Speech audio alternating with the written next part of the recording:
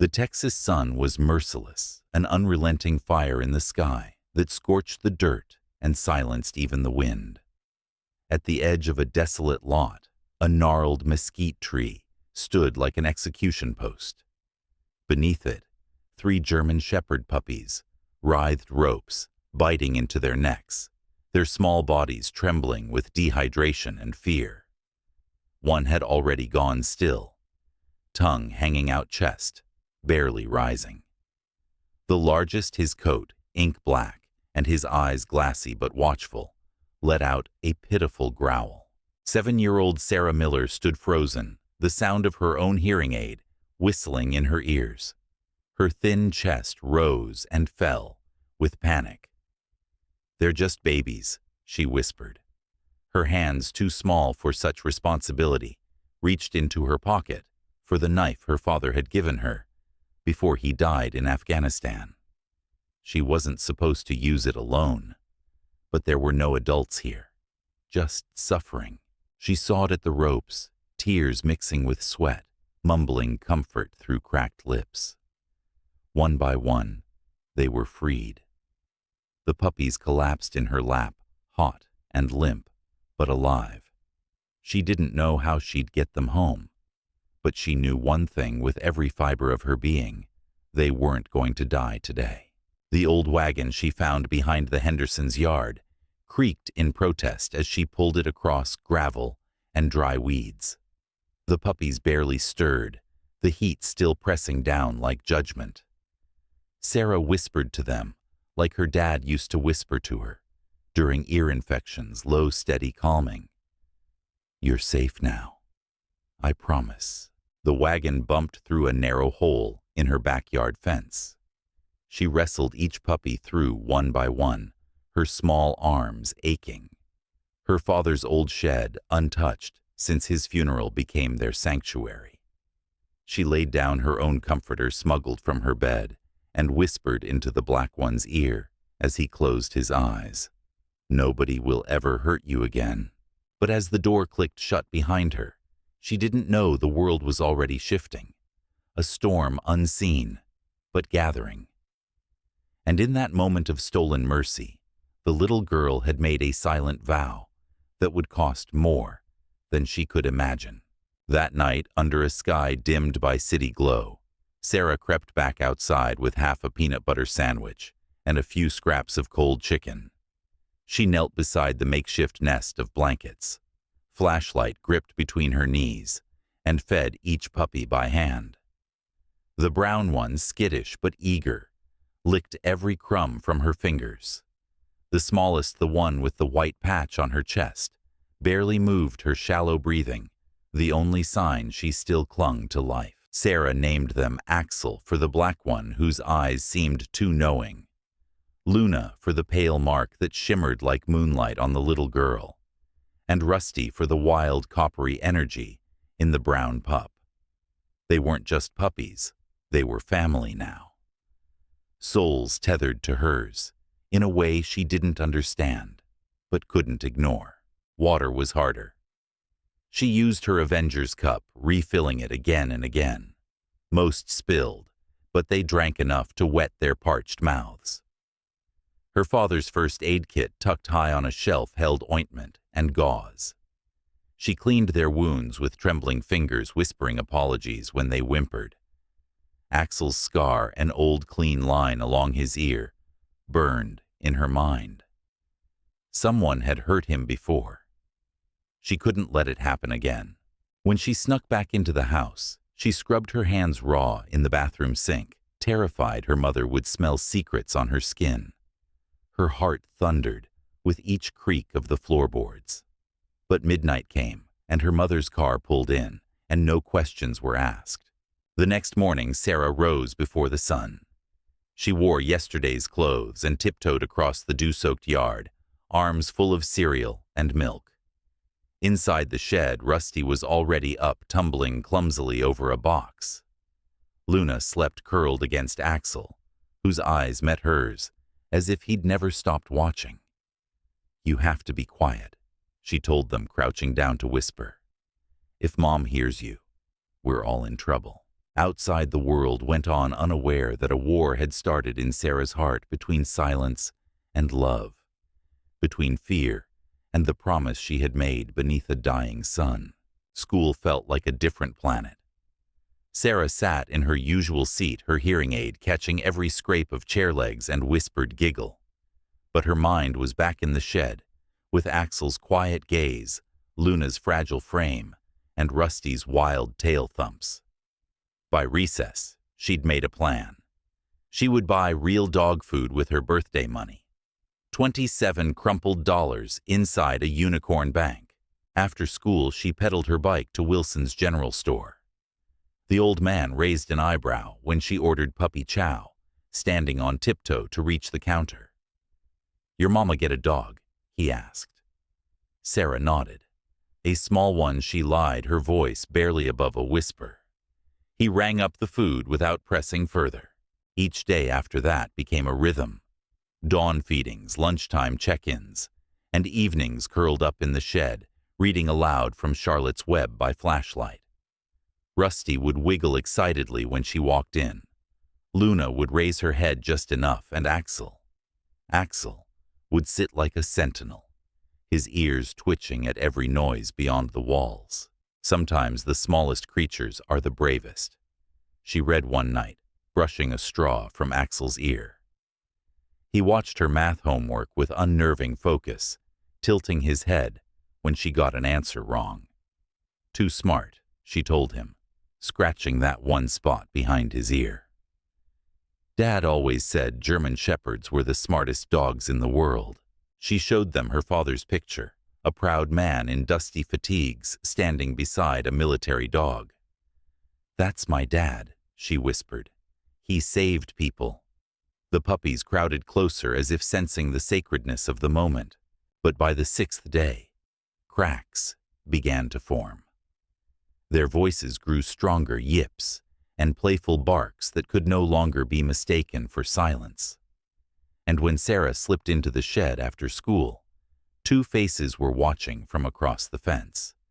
Tommy Fletcher and his little sister, Penny. "What you got in there, weirdo?" Tommy sneered. "Nothing," Sarah shot back, heart racing. "Go away." "I heard baby dogs," Penny piped up. "It's just a radio," Sarah lied. They didn't believe her, but left anyway. Sarah sank to the floor, holding Axel close.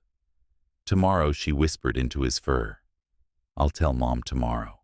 But tomorrow didn't wait. It happened in the dead of night, her mother's scream slicing through the silence like a siren. Jessica Miller had come home early from the hospital, bone-tired but dutiful. She'd noticed the missing comforter, the stripped pillows, and then the sound. A soft, unmistakable whimper from outside.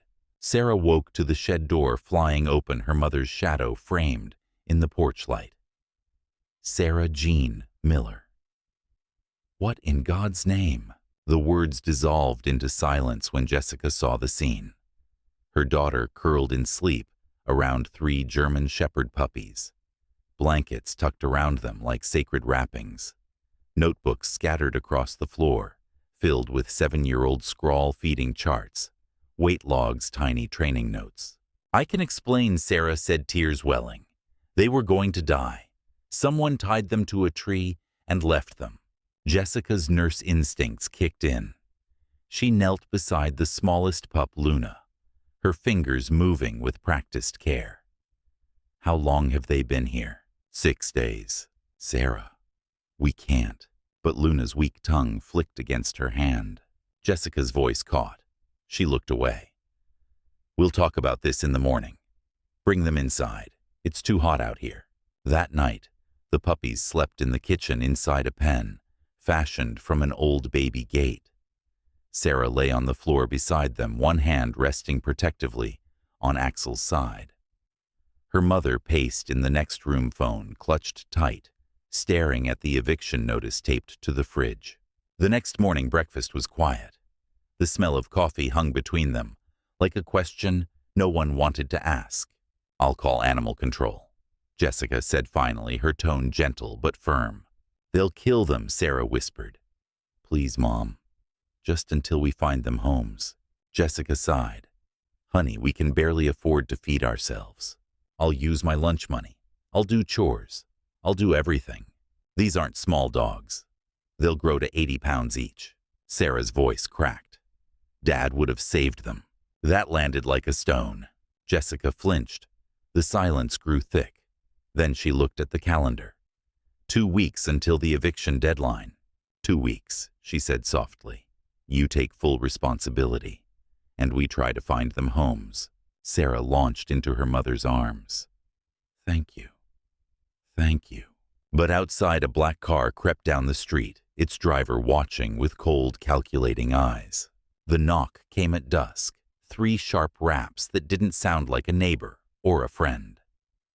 Sarah was on the floor teaching Axel to shake Rusty chewing a ribbon in the corner, and Luna, dozing, finally gaining strength. Jessica answered the door, wiping her hands on a towel. The man who stood outside looked like he belonged in Washington, not Oak Ridge silver hair. Dark suit expression, carved from ice. Ma'am, he said, flashing a badge and a business card. Robert Griggs. I believe you're in possession of property belonging to K9 Elite Training Program. Sarah's stomach flipped. She crept into the hallway, hiding behind the wall. Griggs's voice was calm, but sharp like a scalpel. 3 German Shepherd puppies, black male, brown male, and a female with a white chest marking. They were misplaced 2 weeks ago from a government breeding facility. Jessica crossed her arms. You mean tied to a tree and left to die? A flicker of something, maybe guilt, maybe annoyance, passed over Griggs's face. There's been a misunderstanding. These dogs are valuable. Their sire, Maximus, was one of the most decorated military dogs in recent history. Sarah's heart skipped. Her father had written about a dog named Maximus. They were never meant to be abandoned, Griggs continued. There was a miscommunication about their disposition. You mean you were going to kill them? Jessica said flatly. That's standard for rejected stock. Axel stood beside Sarah now, his small body, stiff ears, forward eyes, locked on the door. They're not going anywhere, Jessica said. If you want to claim them, go through animal control. Griggs's expression tightened. Miss Miller, these animals are worth tens of thousands of dollars. Interfering with our breeding program could bring serious consequences. Jessica didn't blink. Are you threatening me? Just informing you of the reality. From the shadows, Sarah stepped into the hallway. If they're so valuable, why were they tied to a tree?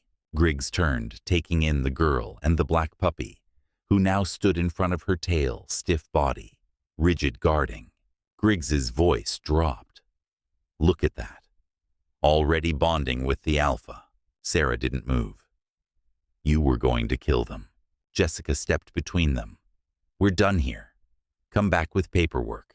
As the door shut in his face, Axel didn't budge. He just stared at the place where the man had stood, a quiet growl in his chest. That night, after Sarah had finally fallen asleep surrounded by the warmth of her growing pack, Jessica opened her laptop. She searched for K9 Elite. Their website was pristine, smiling officers with noble-looking dogs, all glory and honor.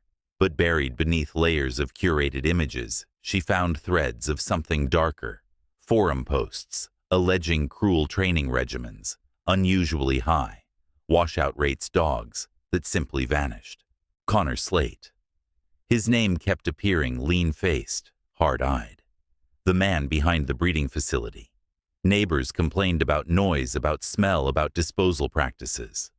One article hinted at a lawsuit settled quietly out of court. Jessica's jaw clenched. These weren't just breeding dogs. They were products. Replaceable. Disposable. She started a private online group, Help Save Sarah's Puppies. Within hours, it had its first members. The next day, Sarah woke with a mission. I'm doing my school project on German Shepherds, she announced at breakfast. I need to learn everything about them, so I can protect them. Jessica smiled, but it didn't reach her eyes. At school, Sarah skipped recess to dive into books about working dogs, how they trained, how they saved lives. That afternoon, she tested her lessons on Axel. He already knew sit. He already knew stay. He was remembering things, not learning them. "You've been trained," before she murmured into his fur. "Who did that to you?" Meanwhile, the online group swelled. A local vet offered free checkups. A pet store dropped off food. But the town's mood was shifting. Some backed Jessica and Sarah. Others, like Tommy Fletcher's father, a security contractor, called them thieves. At school, Tommy waited. "My dad says your mom stole police dogs." He sneered in front of half the class. "They're dangerous. They bite." "They don't," Sarah said, her voice shaking. "They're good. They're mine."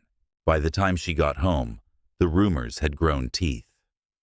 Her teacher offered a kind word, but the hallways whispered dangerous dog stolen property arrest. Jessica could see it in Sarah's eyes. When she came through the door, something had cracked. So that evening they worked on her school presentation together. A poster board facts, written in perfect block letters, pictures of Axel, Luna, and Rusty before and after. Sarah titled it, "The Faces of Rescue." She didn't say it out loud, but she was ready. Ready to tell the truth, even if no one wanted to hear it. The sky was low and gray, the morning of Sarah's presentation threatening rain. She adjusted her hearing aid, clutched the poster she had worked so hard on, and told her mom, "I'm not scared." But her voice wavered. In the classroom, Mrs. Andrews introduced her. "Let's all give Sarah Miller our full attention." 25 pairs of eyes turned. Sarah took a deep breath. German Shepherds are special dogs. They help people. She began, her voice steady. Police dogs, military dogs, service dogs. She pointed to pictures of Axel, Luna, and Rusty then and now. Someone left them tied to a tree. But now they're getting better. A few classmates nodded. Some even smiled. But then Tommy Fletcher raised his hand and his voice. "My dad says those dogs are police dogs. Stolen police dogs." Mrs. Andrews tried to intervene, but Tommy wasn't done. "He says your mom could go to jail, and they're dangerous. They bite people." Sarah's face flushed. "They were dying. I saved them." Tommy snorted. "Sure. Why don't you bring one to school if they're so safe?" Sarah opened her mouth, then shut it. She couldn't. Axel wasn't allowed. "See," Tommy crowed, "because they're dangerous." Jason Brooks, his sidekick, tore Sarah's poster as she tried to walk away. "Oops," he said mockingly. Something in Sarah snapped. She shoved him back hard. Tommy twisted her arm, dragging her toward the janitor's closet. "You're crazy, just like your dogs."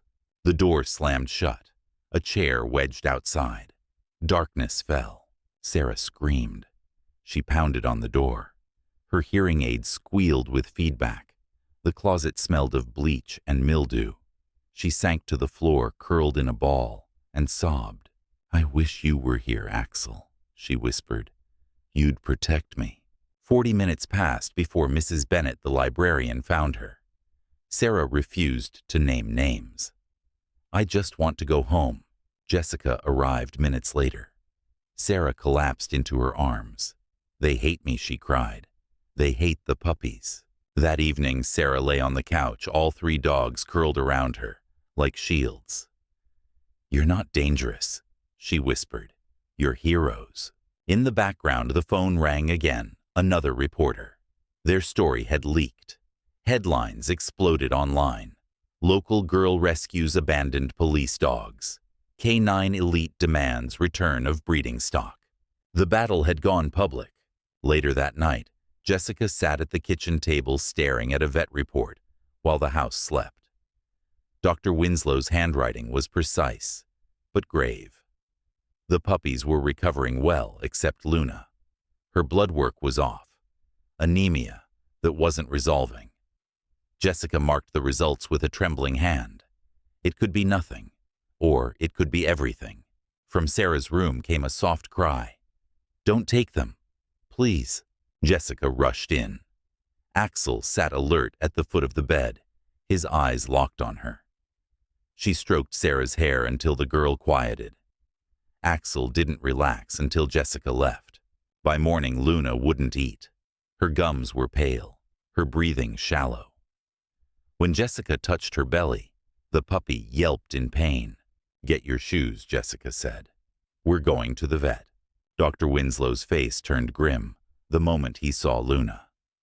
"She's in trouble," he said gently. "We'll need x-rays and blood work. Can she stay for a few hours?" In the car, Sarah stared out the window, quiet and pale. "Is Luna going to die?" she asked. Jessica pulled over and hugged her. "We found her in time. We got her help. We have to be brave for her now." That afternoon, the call came. Jessica's hands shook as she picked up. "It's intussusception," Dr. Winslow said. "Part of her intestine has telescoped inside itself. It's causing a blockage. She needs surgery. Soon." "Can you fix it?"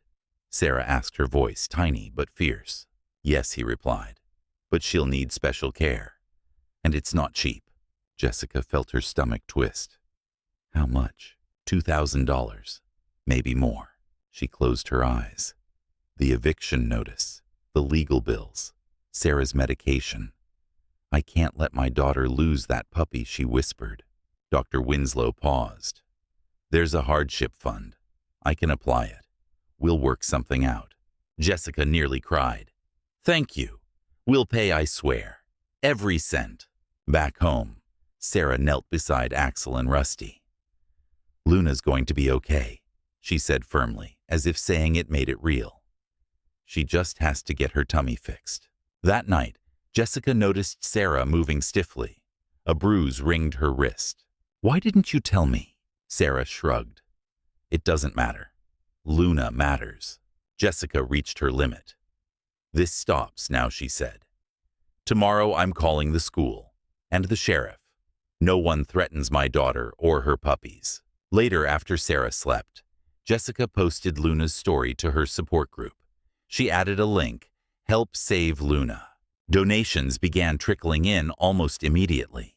But outside, across the street, a black sedan idled in silence. Inside Sarah's room, Axel lifted his head, ears twitching. A low growl built in his chest. Something was coming. The next morning, Sarah insisted on going to school. "I'm not hiding anymore," she told Jessica, pulling her backpack over her shoulder with quiet resolve. Jessica saw it in her eyes, that same stubborn courage David had once carried into uniform. "Dr. Winslow will call as soon as Luna wakes," Jessica said. "Mrs. Bennett knows you can use the office phone." Sarah knelt to hug Axel and Rusty. "Watch the house," she whispered. "Keep each other safe." The school day passed without incident. Tommy Fletcher was absent. His father, Sheriff Boone, had told Jessica received a firm visit regarding the janitor's closet. At lunch, two girls invited Sarah to sit with them for the first time. They had seen the news. They were curious. But whatever fragile peace that had formed shattered the moment Jessica and Sarah came home. 3 black SUVs lined the driveway. Men in suits waited like statues, and on the porch stood Robert Griggs, flanked by a woman in a sharp pantsuit, portfolio in hand. Jessica parked across the street, adrenaline spiking.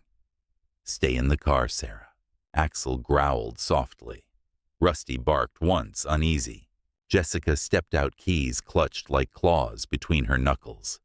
"You're trespassing." Griggs's smile was tight.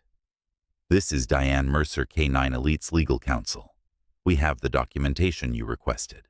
Jessica's eyes narrowed. "Where are my dogs?" Griggs gestured toward the house. "Safe.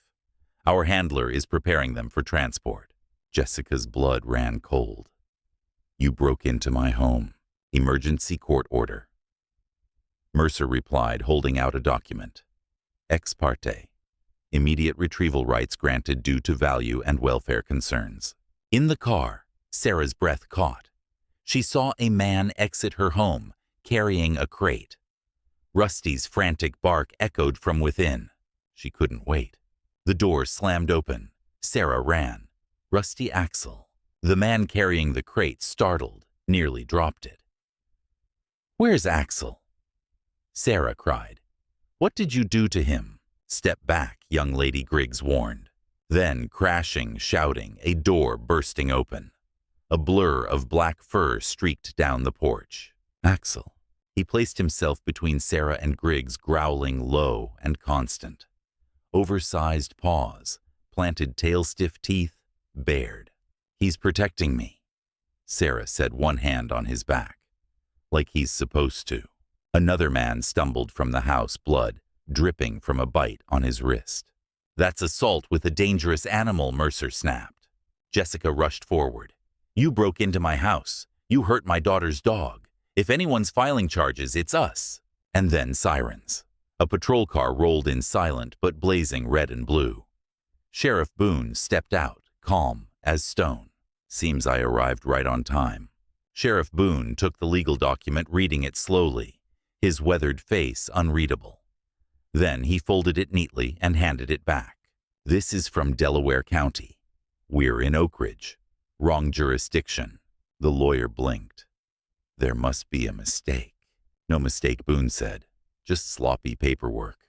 He turned to the bleeding handler. "Sir, did that puppy bite you inside this home?" The man hesitated, eyes flicking toward Griggs. Jessica stepped in. "They broke in. No warning, no knock. Just stole into our house and started taking them. These animals are worth $75,000, Griggs snapped. "They're government property." And yet, Boone said, eyes narrowing, "Witnesses found them tied to a tree. Starving. That's animal cruelty in this county." A crowd had started to gather, neighbors drawn by the flashing lights. Jessica recognized them. Dr. Winslow, Mrs. Bennett, even old Mr. Wilson with his cane. Her support group, standing in real life. "Return that puppy," Boone ordered, pointing at the crate holding Rusty. Griggs looked like he'd swallowed acid, but his man set the crate down, and Jessica rushed to open it.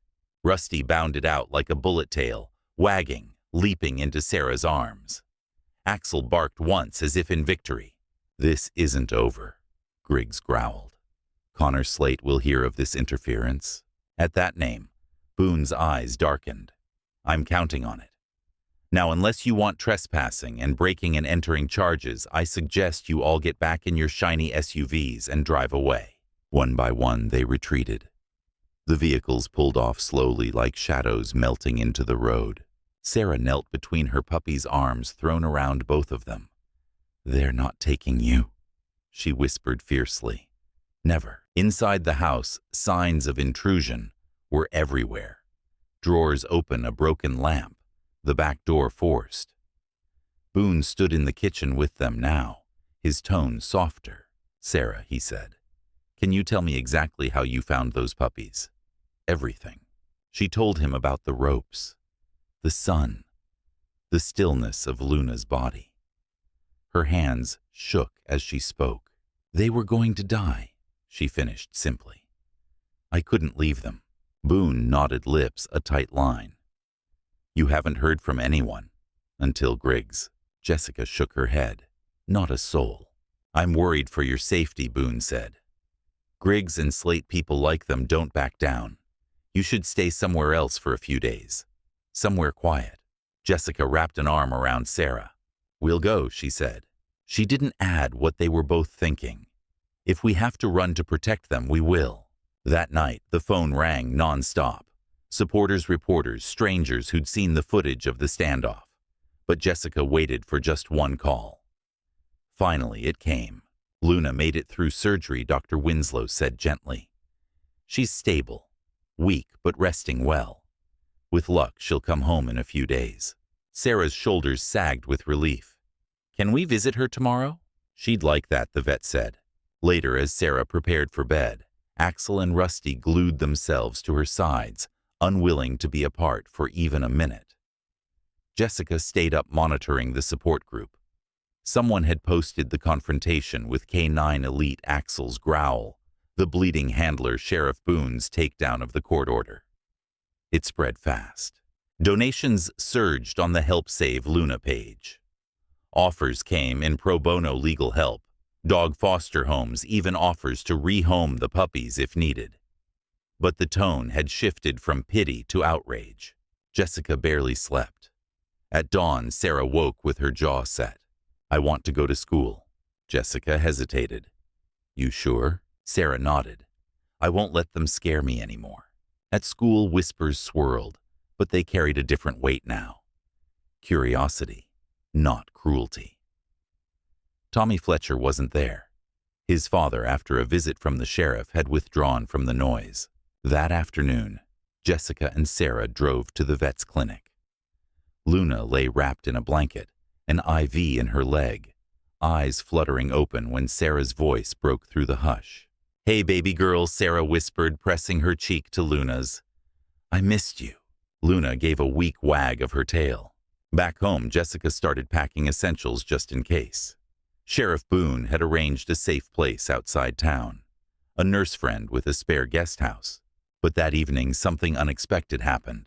A message popped into Jessica's inbox from an investigative reporter with a national news outlet. They'd seen the video, read the legal filings, traced K9 Elite's connections. "We'd like to run your story," the message said. "All of it, with your permission." Jessica sat in silence for a long time, the cursor blinking. Maybe telling the truth was the only way to stay safe now. The story broke 3 days later. A headline on national news: 7-year-old girl saves puppies from alleged elite government breeder. Within hours, the internet erupted. Hashtags spread like wildfire. "Save Sarah's Puppies" trended globally. Journalists camped near the vet's office. Protesters lined the street outside K9 Elite's headquarters. Jessica's inbox overflowed. Donations, media requests, testimonies from former employees who shared harrowing stories, evidence of dogs mistreated, disposed of, silenced. Sheriff Boone returned to their doorstep, hat in hand, but his voice resolute. "Feds are sniffing around now. They're asking questions about Slate, about Griggs. Turns out this isn't the first time something's gone wrong with one of their litters." The mood in Oak Ridge had shifted. At school, Sarah's bullies shrank into silence. Even Tommy Fletcher muttered an apology, red-faced and avoiding eye contact. Mrs. Bennett gave Sarah a small silver pin, shaped like a paw. "For courage," she said. That weekend, Luna came home, thin-stitched but alive. Rusty yipped with joy. Axel stood guard at the door, like a soldier returned to post. Sarah curled on the floor, all 3 puppies in a heap around her. "You're safe now," she whispered. "No one's taking you ever again." But Jessica knew better. This was just one battle. The court dates still loomed, the eviction clock still ticked, and K9 Elite hadn't vanished. So they made their next move together, a formal countersuit. With legal help, with media on their side, with Sarah's testimony, the truth laid bare. Weeks passed. Then came the ruling. The judge called it a clear case of abandonment, neglect, and unlawful intimidation. K9 Elite's emergency order was dismissed. Ownership was formally transferred to the Millers, Axel, Rusty, and Luna were no longer property. They were family. Outside, the courthouse cameras flashed. Reporters shouted questions, but Sarah ignored them. She knelt down, wrapped her arms around all 3 puppies, and whispered the same thing she had that first day under the sun. "I won't let you go." Jessica stood behind her, eyes brimming. David would have been proud. The town that once turned its back now stood behind them. And though the future still held challenges, bills to pay, a home to keep, the bond between a little girl and her rescued pack had already rewritten the ending. Not with fear, not with surrender, but with fierce, unstoppable love.